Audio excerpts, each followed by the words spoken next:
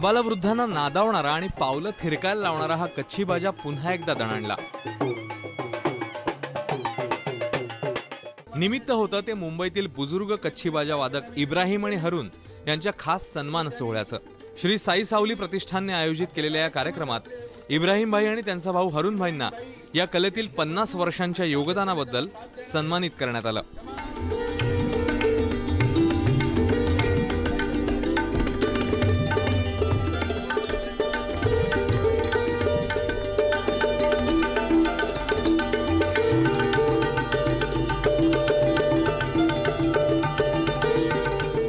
कार्यक्रमाची संकल्पना गेले 35 वर्ष आम्ही हे सामाजिक जीवनामध्ये चालवतो आणि यांना बघतोय तर अलीकडच्या काळात असहिष्णुता हा शब्द चालतो, तर आम्हाला आश्चर्य वाटते की बोले एवढं सर्व आपल्या लोकांवर काय होते।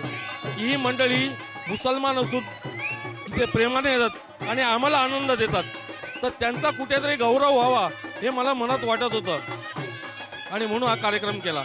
जन्माला आलो तेव्हापासून मी बघतोय, पण त्यांचे जे वडील होते दाऊद भाई म्हणून, पण ते अप्रतिम सनई वाजवायचे।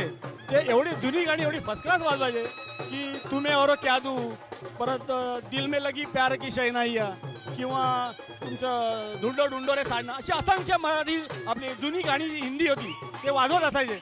आणि आम्ही जेव्हा गोविंदा संपायचा गोकुळाष्टमी तेव्हा आमचे पाय ऑटोमॅटिक नाचायला लागायचे। 2 ढोल आणि 2 सनईंचा संगम असलेला हा कच्छी बाजा इथल्या गोविंदापासून ते गणेशोत्सवापर्यंत दुमदुमतोय। आजही या ठिकाणच्या गोविंदा पथकांची हंडी या कच्छीशिवाय फुटत नाही आणि गणेशोत्सवात कच्छी बाजाशिवाय काही बाप्पांचं विसर्जनाला प्रस्थानही होत नाही। तेच वातावरण या सत्कार सोहळ्याच्या निमित्ताने पुन्हा अनुभवायला मिळालं।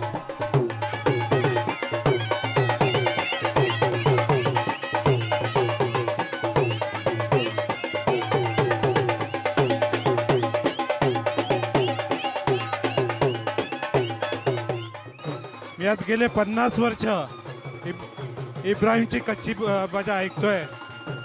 शाळेत असल्यापासून आम्ही त्यांची कच्छी बाजा जिथे जिथे असेल तिथे तिथे नाचायला जातो। आज मला खरोखर आनंद होतोय की अशा माणसाचा सत्कार दिलीप नाईक यांनी केला आणि एका सामान्य माणसाला प्रतिष्ठा प्राप्त करून दिली।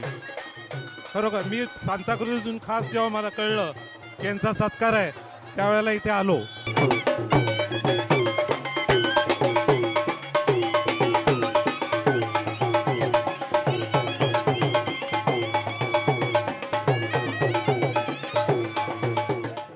वयाची 60 ओलांडलेल्या इब्राहिम भाई आणि हरून भाई यांचं बालपण गेलं ते घोगारी मोहल्ला परिसरातल्या याच इस्माईल करते रोडवरील या ठिकाणी। इकडे आता एक खेळण्यांचं दुकान आपल्याला बघायला मिळते, मात्र याच ठिकाणी हे पूर्ण कुटुंब राहत होतं। त्यांचे 6 भाऊ 2 बहिणी आई वडील असं 10 जणांचं कुटुंब याच ठिकाणी राहत होतं आणि त्यासोबतच जिकडे ही पूर्ण गल्ली जी आहे तिकडे ढोली बाजाचे सगळे वादक असायचे, ढोल देखील विकत मिळायचे आणि यांचा जो सराव चालायचा यांचं दुकान जे होतं ते या ठिकाणी होतं, जिकडे आता एक केटरिंगचं देखील दुकान आपल्याला बघायला मिळते।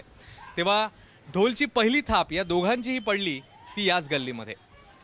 95 में बाबला जी के साथ में मैं गया था। अच्छा, बाबला मतलब ऑर्केस्ट्रा, बाबला ऑर्केस्ट्रा सगळ्यांना माहिती असेल, त्यांच्याबरोबर गेले। हां, वो बताइए। वो कंचन बेन हमारे साथ में थे। अच्छा। तो उधर हम लोग कम से कम हर एक जगह हमारा डे नाइट प्रोग्राम चलता था, लेकिन यहाँ से कभी प्लेन में उस गांव में जाना उस गाँव, तो मुझे कंटाला आने लगा। क्या मैंने अपना हिंदुस्तान अच्छा, अपने को हिंदुस्तान में मैं वहाँ से रिटर्न, मेरे को नौकरी भी मिलती थी उधर। अच्छा। हाँ, उस टाइम पे मेरे को 80,000 रुपया पगार मिलता था। अच्छा। उधर एक लॉज के अंदर। अच्छा। और बोले फॉरेनर लोग हमको बहुत हैरान करते हैं, हारून भाई आप रह जाओ हमारे पास। अच्छा। आपकी शादी भी इधर बना देंगे, बोले तुमको सब कुछ देंगे। मेरा नहीं, मेरे को इंडिया जाना, मुझे मजा नहीं, मैं जबरदस्ती उधर से आया थे। 1950 साली भगवान दादा आणि श्री रामचंद्र यांचा अलबेला पिक्चर रिलीज झाला। त्या अलबेलामध्ये एक गाणं होतं, भोली सुरत दिल के खोटे। ह्या गाण्यात प्रथमच कच्छी बाजा या 2 वाद्यांचा उपयोग झालेला होता। अलबेला आला आणि मुंबईतील गोकुळाष्टमी आणि गणेशोत्सवाच्या विसर्जनाचं संगीत बदललं। तिथून पुढे म्हणजे साधारण 1950 नंतर इब्राहिम भाईंचा कच्छी बाजा हा इथल्या संस्कृतीचा अविभाज्य भाग बनला। आज वयाच्या 68व्या वर्षीही इब्राहिम भाई भावासोबत विविध कार्यक्रमांमध्ये तासनतास कच्छी बाजा वाजवत असतात। अगदी परदेशातही त्यांनी कार्यक्रम केलेत। इतकंच काय, जंजीर चित्रपटातील यारी है ईमान मेरा या गाण्यातही ते झळकलेत।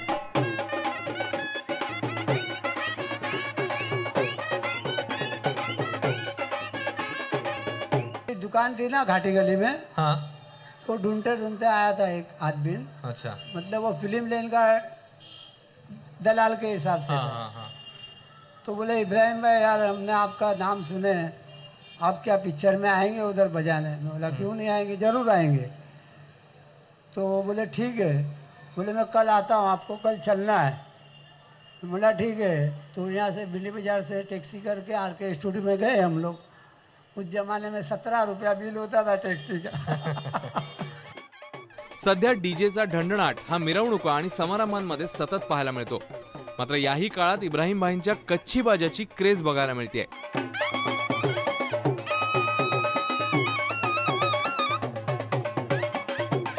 पहिली 2 मजली बिल्डिंग होती, आता टॉवर झालाय. मी अजूनही इकडेच राहते. आमच्या गणपतीला ते स्वतः वाजवतात. आणखीन जे आता जे क्राऊड आहे त्याच्यामध्ये जेवढी आम्हाला नाचायला मजा आली तेवढीच आम्ही मजा दर गणपतीला, त्यांची नवरात्रीला ओवळवाडी समथिंग सगळीकडे असते तेव्हा आम्ही तेवढीच मजा करतो ते वाजवत असताना. आणि आज पण गोविंदासारखा जो क्राऊड झालेला आहे त्याने आम्हाला भयंकर मजा वाटली. म्हणून मी आता वरनं खास खाली आली नाचण्यासाठी. साधारणतः 1950 ते 1975 या काळामध्ये कच्छी बाजा अतिशय प्रसिद्ध झालेला होता. गिरगावातच मंगलवाडीमध्ये स्वतः कल्याणजी आनंदजीमधले हे दोघे बंधू संगीतकार हे मंगलवाडीत राहत होते. त्यांचा 63 साली ब्लफ मास्टर हा पिक्चर आला आणि त्याच्यामध्ये एक गोविंदावरती गाणं होतं, गोविंदा आला रे आला. या गाण्यामध्ये सुद्धा कच्छी बाजा होता. आणि ह्या पिक्चरच्या लोकप्रियतेमुळे, ह्या पर्टिक्युलर गाण्याच्या लोकप्रियतेमुळे गिरगावातला कच्छी बाजा अख्ख्या हिंदुस्थानात गेला असं म्हणावं लागेल.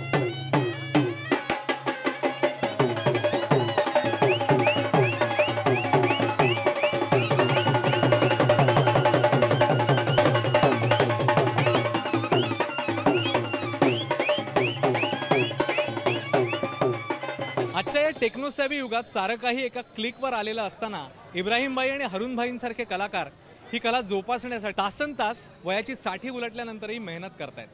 कलेला कोणत्याही जाती धर्माच्या सीमारेषा नसतात. ही कला त्या कलाकाराच्या आतून ओतप्रोत वाहत असते आणि कलाप्रेमीच्या मनात हृदयात घर करून बसते. या इब्राहिमभाईंच्या आणि हरुणभाईंच्या कच्छी सारखीच. कॅमेरा पर्सन अजितसह अश्विन बापट, ABP माझा, मुंबई.